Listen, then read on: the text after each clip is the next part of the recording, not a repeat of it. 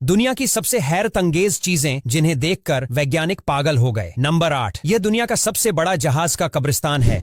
जी हां, जो जहाज पुराने हो जाते हैं और चलने लायक नहीं रहते हैं, उनके चलने वाले पार्ट को निकालकर और उन जहाजों को यहां पर खड़ा कर दिया जाता है। और आपको जानकर हैरत होगी कि इस कब्रिस्तान पर लगभग 1500 से भी ज्यादा जहाज पड़े हुए हैं। नंबर 7, नॉर्वे जैसे देशों में हाई वोल्टेज वायर को लगाने के लिए इन ऊंचे ऊंचे पेड़ों को हेलीकॉप्टर की मदद से काटा जाता है। जी हां, इन हेलीकॉप्टर में इस तरह की चेन सा मशीनों को लगा दिया जाता है और यह मशीन काफी ज्यादा धार वाली होती है और इन मशीनों का ऑपरेटर हेलीकॉप्टर में बैठे पायलट के पास होता है। जैसे ही पायलट्स हेलीकॉप्टर को पेड़ों के पास ले जाता है तो यह मशीन पेड़ को मक्खन की तरह आसानी से काट देती है, जिससे पेड़ काफी ज्यादा छोटे हो जाते हैं और नॉर्वे में आसानी से हाई वोल्टेज वायर लग जाते हैं। नंबर 6, देखो यह जादुई गिलास जिसे जैसे ही इस मशीन पर रखा जाता है तो इस ग्लास के नीचे से बियर भरने लगती है और ये जैसे ही गिलास को उठाया जाता है तो इस ग्लास से बियर बिल्कुल भी नहीं गिरती है। दरअसल इस तरह के गिलास को बॉटम फिलिंग बियर ग्लास बोलते हैं और इन गिलास के बॉटम पर एक तरह की मैग्नेट लगी होती है। इसलिए जब इस गिलास को मशीन पर रखा जाता है तो मैग्नेट अपनी जगह से हट जाती है